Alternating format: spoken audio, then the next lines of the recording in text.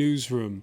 Yes, it's time for The World This Week, 7 days, 4 Paris-based correspondents, 1 hour with us, and Bagomeri of the International Herald Tribune. How are you? Also with us, Ulrike Kollermann, formerly with the German news agency DPA, now working on a book on the French nuclear industry. Right. We're pleased to welcome back, it's been a while, Hassan Zitouni of the Dubai-based satellite channel MBC. Thank you for being with us. And Craig Kapitas, author of books including Bear Hunting with the Politburo and Mona Lisa's Pajamas. Welcome, sir. The World This Week, where you can weigh in on the conversation throughout the week on Facebook and also on Twitter, our handle at François F24. Egypt's been counting ballots in its first post-Mubarak presidential election. And after a mass turnout during 2 days of voting, for many this Friday, the glass was more than half full. It's a feeling of joy and pride. Whatever the results, Egyptians are happy and proud of themselves because they've had the first free and fair elections in 7,000 years. But even before the results had been announced, some were already protesting the outcome. The possibility, in this case, that Hosni Mubarak's last Prime Minister, Ahmed Shafiq, might make the runoff. A new revolution will erupt with new casualties. We are telling you that we don't want Shafiq.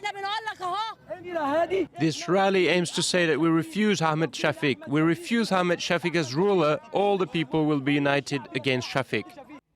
All right, Hassan Zitouni, as we tape on Friday here, it looks like the Muslim Brotherhood's candidate is headed for the second round, and possibly Ahmed Shafiq. Is this a surprise for you, the way the outcome is turning out in Egypt?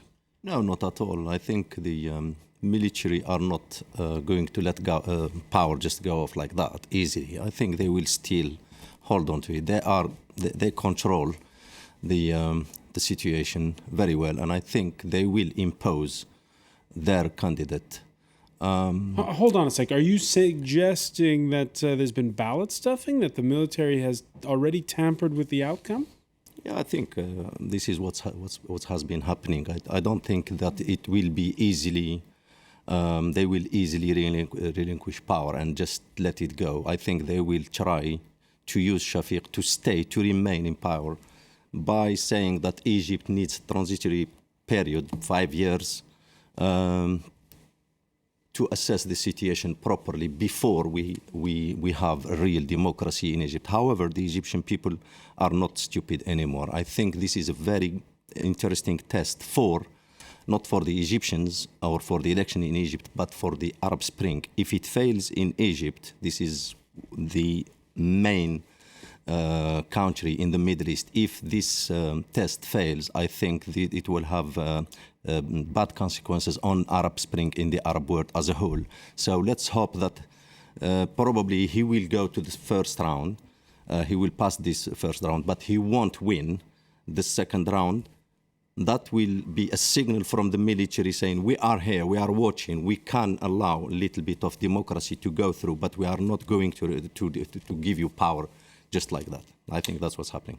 And Bagomeri, we've seen a lot of the observers impressed generally with the way the vote would happen. Yes, I'm surprised to hear my colleague say that he thinks that there might be fraud. Well, let's just call it what it is. In the fact that the ex-Mubarak candidate might get through. So far, the observers have noticed that there seems to be a fairly clean process. It'll be interesting to see what the results are. Of course, there are going to be people who are just as upset with the Muslim Brotherhood candidate making it to the runoff, and those people, or some of them, are going to be in my home country, I'm sure, of the United States. But yes, so far, I mean, our man in Cairo, David Kirkpatrick, has been looking around, as all journalists do, for the story to write. And one of the stories coming out of the last 2 days has been he and impartial observers have seen. No, I wouldn't say no, but they certainly haven't seen widespread instances of corruption or fraud in the process. Mohamed Morsi, the Muslim Brotherhood's candidate, he wasn't the first choice, and he's seen Ulrike Kollermann as somebody who's uncharismatic. It's kind of strange that we're perhaps headed for a scenario where he's going to be the next president of Egypt. Well, the thing is, if he's got a big role to play, then the whole question comes up again, what role religion will play in the future Egyptian government? What role will the Sharia have? Will they use religious law as a basis for their legal system? They still don't have a constitution, so they need to write their constitution. And I think it's a shock to see that there's one representative of the old government of Mubarak and an Islamist.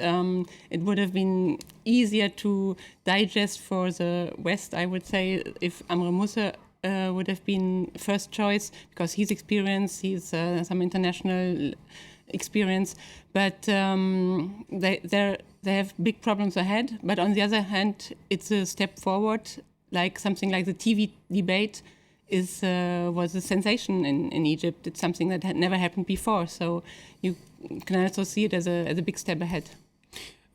The Egyptians taking all this in stride, it seems, so far. Yeah, and wow, they should be congratulated. As the man in the street interview said, the first free elections in 7,000 years. Think about that.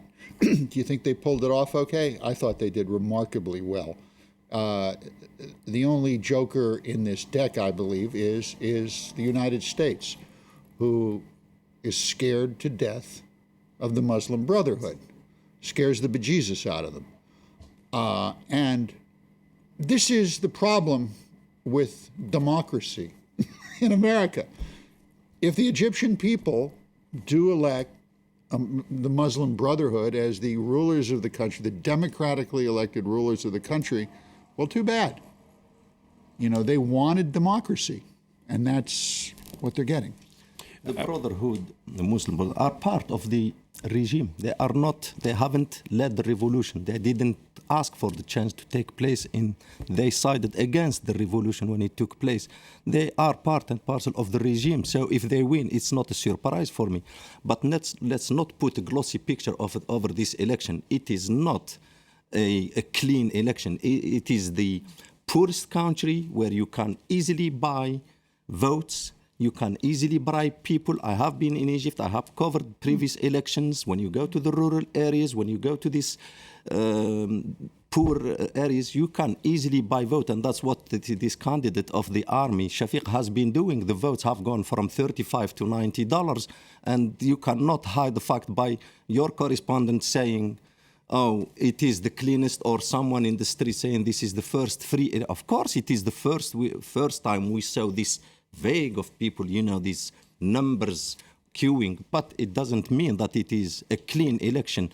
We are a long way from this, but it is a start, and as they say, it is process. It starts with one step, and let's hope for the best, but it's not clean and election. And again, we're awaiting this Friday as we tape for the results, most notably from the city of Cairo itself, so there could be more surprises in store. We're going to move on now and tell you that if it's Friday, it must be Kabul, France's new president, completing his week in Afghanistan, visiting with French troops ahead of their anticipated drawdown. Kabul in Kapisa province, 11,000 kilometers from where François Hollande began his week at the NATO summit in Chicago. In only his second week in office, he's already notched up a G8 summit and a first sit-down with the U.S. president, where Barack Obama seemed at times to be endorsing the socialist leader for the battles that lay ahead. Growth and jobs must be our top priority. A stable, growing European economy is in everybody's best interests, including America's. Now, Anne Dagamuri, the push there for the word growth from the lips of Barack Obama, of course, this taking place before François Hollande went to Brussels for his first EU summit. And Hollande seemed bolstered by it to a certain degree. Well, I think he was bolstered by it, and I think he was riding a wave of optimism and energy to be Mr. New Solutions for Europe. I mean, that's what he campaigned on, and I'm sure that he was quite happy to hear the American president essentially endorse his agenda. But it's not surprising that Obama did, because that's also Obama's agenda. That's how America under Obama has pulled itself out to the extent that it has from its financial crisis. It hasn't been through austerity, it's been through stimulus. And he's taken some political hits behind that. I have a feeling that what Obama is doing not only is playing to his own strength, but I think he's also backing the horse he thinks is going to lead the new Europe. I think there's probably some feeling in Washington that they better hedge their bets on saying that the Germans are going to be the ones with the right solutions here. Hollande has quite a head of steam. He has some formidable challenges ahead, but he's definitely got the mo. And I think that probably is what carried him into his Brussels summit, where apparently he was just the toast of the town. All right, he got the mo. Hollande taking not the plane, but the train to Brussels, again, to spell out differences with his predecessor. But it wasn't exactly the welcome wagon ahead of his stated aim, which was to push pooling Europe's debt with Eurobonds. I need to make clear that the agreements prohibit mutual support commitments. In addition, I don't think Eurobonds would help boost growth in the euro area. All right, that was before. After his first of no doubt many late-night EU summits. It was Merkel issuing a curt statement, then leaving for Berlin, and Hollande sticking around for a long press conference where he stayed the course. For now, Germany's line of thinking is that Eurobonds, if I give the most optimistic version, that Eurobonds could only be an end point, whereas for us, they are a starting point. That's what I can say about today's positions. Ulrike Kohlmann, do you agree with Anne Bagger-Murray that he's got the momentum? Well, I think he was analyzing it right, that Merkel said Eurobonds are at the end, and for him it's a starting point. But the thing is, now everyone is talking about growth. It's like talking about apple pie. Everyone likes apple pie, everyone likes growth. So what do we mean by it, and how do you provoke it? And there's where the big differences are. And Merkel is probably right in saying someone has to pay for it at the end. And if Eurobonds means that we just transfer our wealth, it might not be the solution. Maybe it's better to focus on other growth factors like economic reforms. And there is still a lot of debate possible between them. I mean, he also needs to show the difference between him and Sarkozy. That's why he met the Spanish prime minister before the summit and not Merkel like Sarkozy did. I think Merkel is aware that Hollande has some domestic issues to solve, that he has another election coming up, so he wants to create certain atmosphere and show off that he is different from Sarkozy. But at the end, France is much more vulnerable than Germany, and so they will come up with a compromise solution. I mean, she's open to project bonds, and there are all sorts of practical things to do. There's no need to have really Eurobonds. All right, so there's those legislative elections still coming up in France. Craig Kopitas, who's the winning horse, as Anne was saying there? Is it Merkel or is it Hollande? Well, Monsieur Hollande has the mo, but he needs the mojo, and Mr. Mojo is not rising with him. Your clip that you just had of Hollande speaking, I didn't understand a word he said. I did not know what he was talking about. I think I know a little something about bonds and how bond offerings work. He has yet to explain who's going to buy these bonds, just the Germans? And when the Germans give the money, is the bond development, is that only going to be in Greece? Or maybe Germany will get some construction out of it. There's a lot of talk, but there's no specifics.